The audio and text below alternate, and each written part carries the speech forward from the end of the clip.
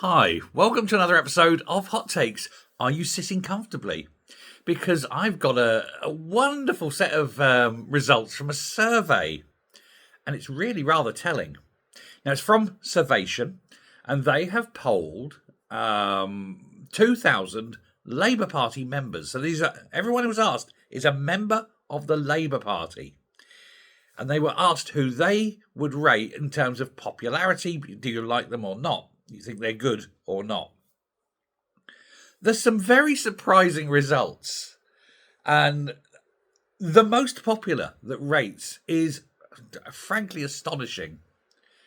But before we just do that, there's just something that did come up out of this.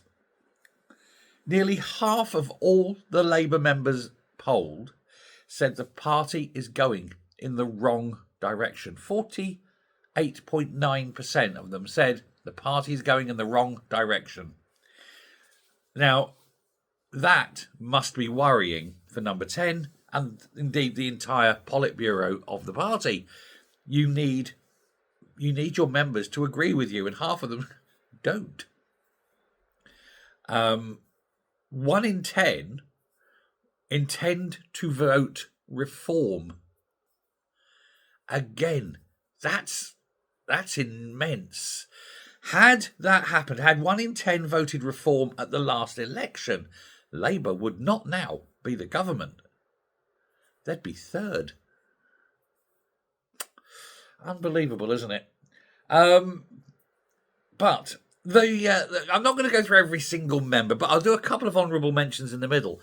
But the top 3 popular in terms of Labour membership. In third place, as the third most popular, is one of the dumbest women who's ever been on television trying to explain policy. She's clearly out of her depth, clearly doesn't know what policies are, probably doesn't know what the word policy even means. And so in Act 3 is Lisa Nandy. How is she popular? She's dumb as an ox. Not as dumb, as it must be said, as the person sitting in number 2, another of the Labour ladies, our favourite, the Growler, Angela Rayner, the second most popular. And that'll really annoy her, because who do you think she's sitting behind? Who do you think Labour voters think is, or Labour members anyway, think is the bestest of all of people in the cabinet? It's the weirdest man. It's a man filled with ideological madness, the lunacy of the left. It is Red Ed Miliband, the most popular of all the cabinet members. What? Have they never listened to him? Have they never understood a word he said? Do they not know what he will do to this country with his plans? You've got to truly have had a frontal lobotomy to vote for Labour, haven't you? Then you go through and top half, Yvette Cooper, Bridget Phillipson, the usual things. You start getting down into the not quite so popular, but still positives, and you're getting the likes of David Lammy, who is 21% popular. That is to say, in terms of people who've said yes or no, he's plus 21%. It's not great, but at least he's a positive. Then you've got Keir Starmer, who's only plus 13. He's the leader of the party, and he's only plus 13. I'll tell you something about that in a moment. And then you go down, blah, blah, blah. Wes Streeting, he's very low. Not many people like him. He's on 9. And Lord Hermer, the man who's the big sellout of this nation, is the least popular. That is to say, of all those people whose vote is positive, he's the least. He's on 5. Plus 5 is his popularity. He's basically in the middle, neither loved nor loathed, but a bit of a non-entity, but, dangerous man. We then move into the negative territory. This is where more people despise them than like them. There's only 2 here, so I can't even do a top 3. But in second is the bringer of doom for the Pippers, Liz Kendall. She's got minus 7.5. Not nice, our Liz. People have gone off her a bit, haven't they?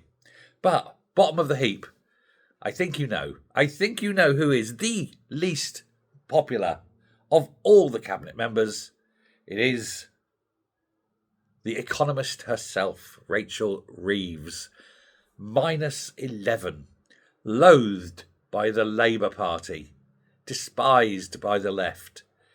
And not going to last, I think. You cannot have that much hatred pushed towards you and expect to stay for long. Now, these are grim numbers, really, aren't they? All the way across. Unless you are Ed Miliband, in which case you'll be dancing a reel and going, woohoo, people love me. Labour voters love you, mate. That's only 20% of the population. But these numbers, they're dire, aren't they? They're awful. Number 10 must be looking at this and going, you're more popular than me? You're a moron, and things like that. But -11 for Rachel. Even Starmer now must be looking at her and thinking, oh, God, what have I done? I still can't get out how high up the charts Lisa Nandy is. But what is very telling, what I said I'd come to when I was talking about Keir Starmer, is that a third of Labour members think they need to change the leader. They need a new leader before the next election. They don't like Starmer. When a third of your members want you gone, perhaps it's time to reevaluate your position. Certainly reevaluate your policies. You have a chance now to alter perceptions, because the optics are bad, aren't they? And certainly you could use this and say, well, maybe we should have a change. Maybe I was a bit hasty in making Rachel Chancellor. Maybe I misread her CV. Maybe she didn't claim to be an economist and I thought she had. That would explain the mess we're in. Maybe I shouldn't have liars like Jonathan Reynolds, and things like that.